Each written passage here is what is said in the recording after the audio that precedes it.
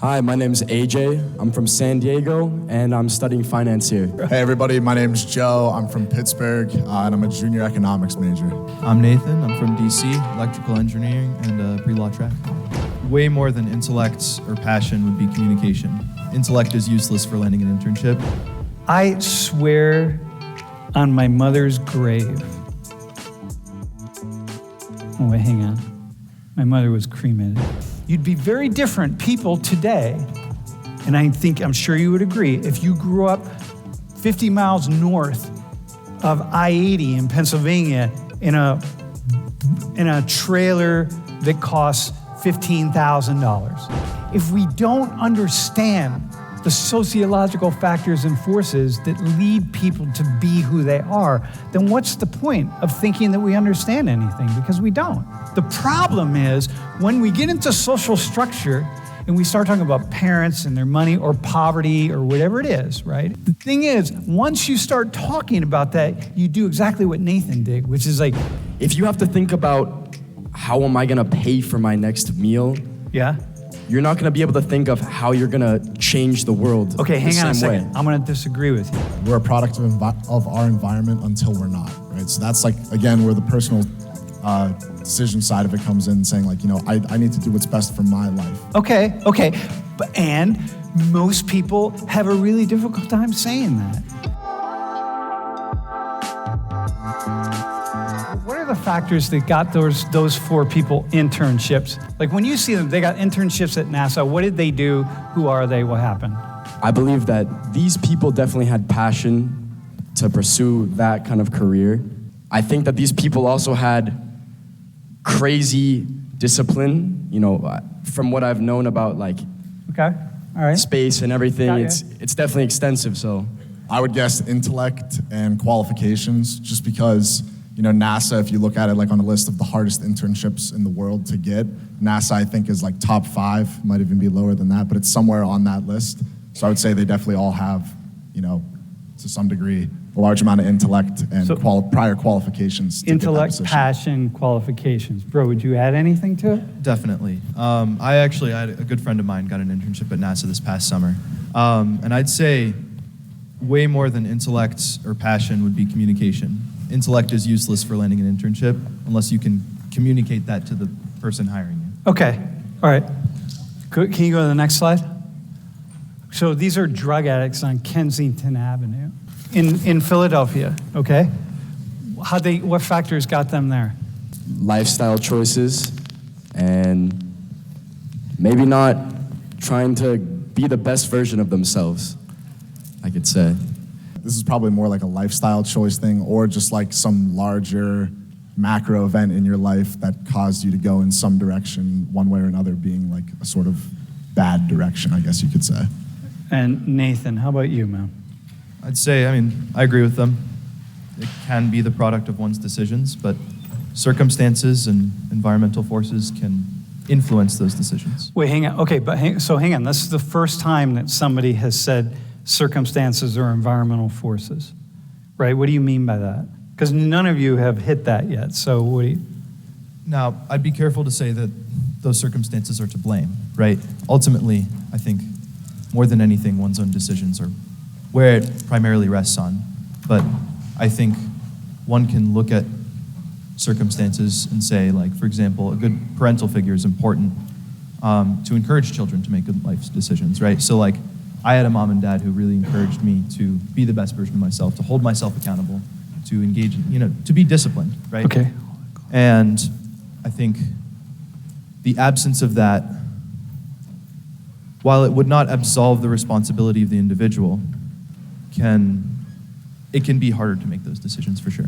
Did you want to add something there? Yeah, I think that definitely, like you said, it's one of the things that goes into it, but you can succeed.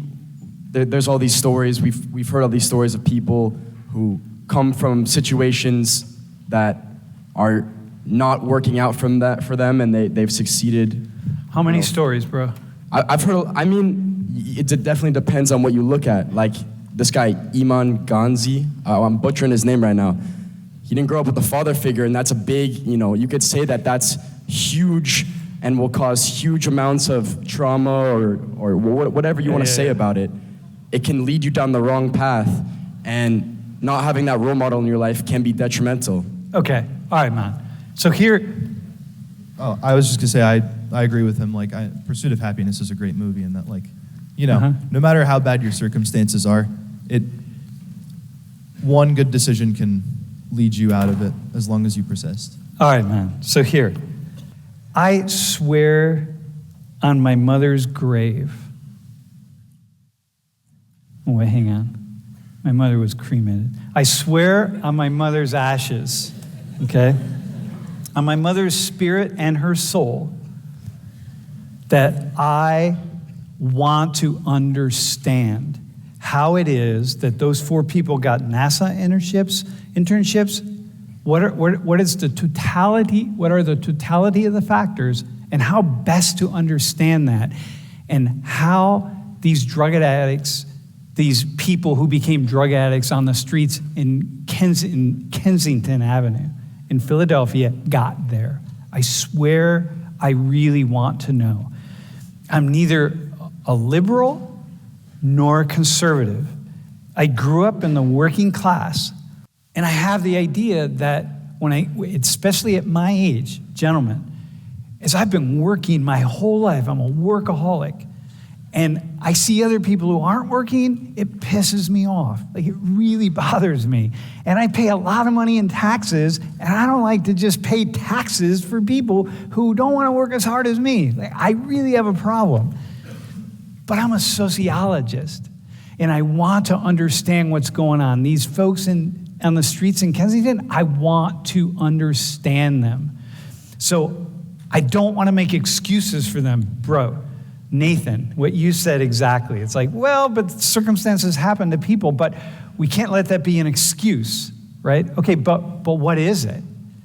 If it's not an excuse, what is it? The conversation that the 3 of you had is the kind of conversation that I would expect if the 4 of us went to Cafe 210, got a pitcher of beer or 2 or 3 or whatever, and sat down and talked about these issues, and I think we'd have a really lively, interesting conversation. But what I saw in what you all said was there's nothing systematic about it. You didn't have categories to say, hey, I need to make sure that I pull from this category of explanation, and then I need to make sure that I pull from this category of explanation. You were just throwing out the first thing that came to your mind, which was cool. You were very thoughtful, and I was right. Like, the 3 of you are really smart, and that's why I picked you. I just had this sense that you were going to be smart, like thoughtful. You were going to have stuff, but it wasn't systematic. And so what I want to try to do for 40 years, I've been trying to understand this without being a liberal, whatever that is, right? Without being really conservative, whatever that is, right? And trying to just understand. And I'm a sociologist, so I'm paid to try to understand. So that's what we're gonna do today.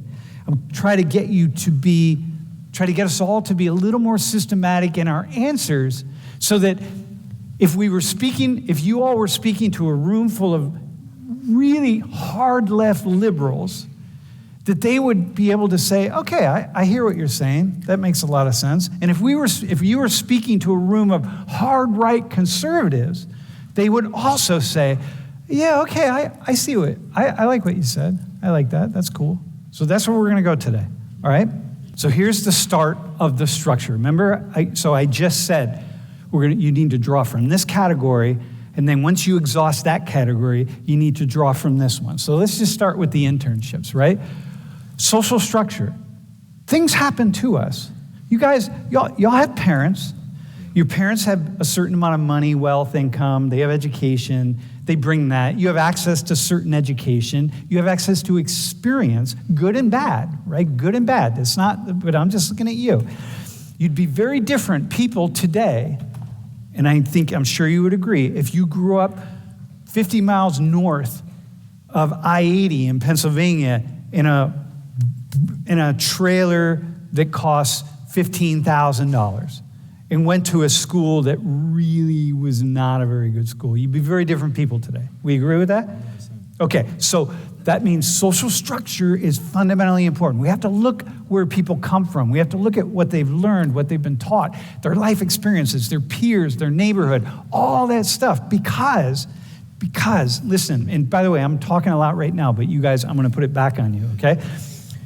Because I know you three guys, I know you want to jump in, because that's why you're up here.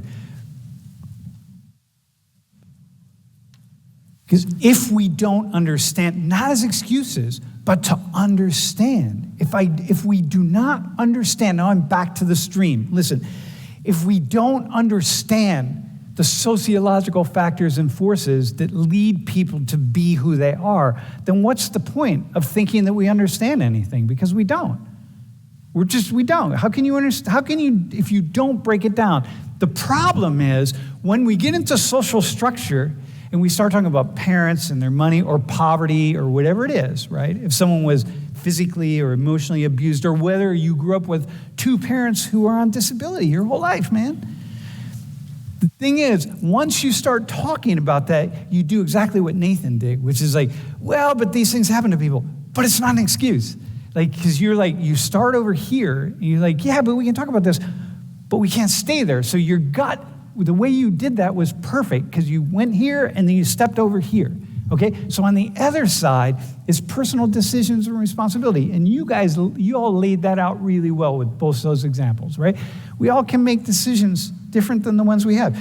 Bro, if you grew up in a broken down trailer north of I-80 with two parents who were on disability and grandparents who were alcoholics and God knows what, right? You still could make a personal decision. 100%. Yeah. You're not really focusing or thinking about the same things if you're in that type of situation. Okay. You just don't have the same type of thoughts as someone who's, if you have to think about how am I gonna pay for my next meal? Yeah. You're not gonna be able to think of how you're gonna change the world. Okay, hang on a second. Way. I'm gonna disagree with you. Okay. You could think about that because some people do. Yes. Remember, that's why I asked. Was it you that I asked? Wait, we gave the example. Okay, but some people do. Look, but because some people do, right now we got to deal with this, and we got to say like, oh, okay, hang on. Some people are able to do that, so shit, what does that mean? And then the tendency is going to be like, oh, if one person can do it, therefore everybody can do it. Therefore everyone can do it. It's like, no. The fact that one person in this room, in this entire room, could overcome absolutely unimaginable odds and do something, what that means is that 1 out of 750 people can overcome that unimaginable odd and do that thing that was like no one expected of them. And for me, as a sociologist, I'm like, oh, that's 1 out of 750. Isn't that fascinating? That 1 out of 750 human beings can somehow overcome those odds. Because evidently, everybody can't do that, because you don't do that. And so like, okay, but it's 1 out of 750. So what good does it do to me? This is where sociologists, so here, I'm gonna put something right back on your plate in a second, right? This is where people like me, there are people right now watching the stream and being like, oh, yeah, because you're a liberal, that's why. You think that people don't have responsibility. I'm like, no, they do have responsibility. But only 1 out of 750 somehow seem to over and over manage to do that thing that is really difficult to do. So like, I can say like, yeah, but the rest of you are responsible for it, but you don't. And so therefore, what's the point of me saying you're all responsible for it? Kick back to me. Start with Joe. Like, what do you hear me saying? Like, yeah, I want you to have a better way, a more intellectually grounded way of understanding this stuff. What are you hearing? I mean, I think that it's difficult, really, because it's like one way or another, the personal decision side of it, it's like you do have to take that into account, I think, one way or another, right? Like, and everybody who's ever talked about like being disciplined or anything like that knows that that is naturally a very difficult thing. So like, I think that's why we can see like that 1 out of 750 example, right? Maybe that's the single person who was able to like go out, be disciplined, and achieve what they wanted to get out of their situation. But at the same time, it is like you have to take in, like, at the end of the day, for a lot of people, you're a product of your environment, for better or for worse. So like, if you start out in a poor situation, I think it's definitely more difficult to come out of that than, otherwise. We are in part a product of our environment. Yeah. Okay, but no, this is really important. So remember how I stopped, I said, no, you gotta say it differently. When you say we're a product of the environment, then what you've done right there is you've taken away personal responsibility or the ability to change. And you, because I read what you wrote in your application, your volunteer application, you're a perfect person who is like completely made a decision when you were 16 years old, 18 years old?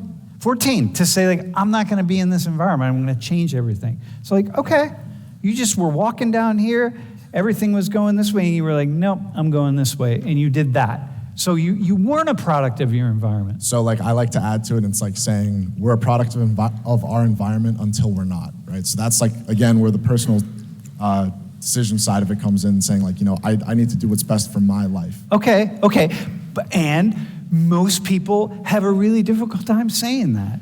Why is that? Maybe that's just the human consciousness, that it's difficult. So like, all right. Or maybe it is, and this is where sociology comes in, y'all, and this is what's really cool, and then I want you to weigh in, and then I want AJ to weigh in. What's interesting for me is that I look at these groups of people, right? And I look at, like people that grow up in state college, or people that grow up international students, or whatever it is. I look at these groups of people, and I'm like, why is it that they share certain things? Isn't it fascinating? Rich people share certain things. Poor people share certain things. Not entirely, but there's a lot that they share. And then I want to try to understand those things. But because I'm willing to understand those things, and because I'm willing to say, well, there are a lot of things outside of our control that we don't really see that shape who we are.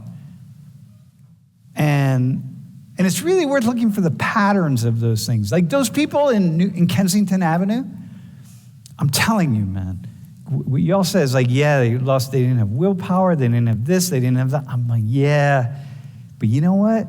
If we go and we study 1,000 of them, and we really do a deep dive into who they are, we're gonna find some interesting patterns.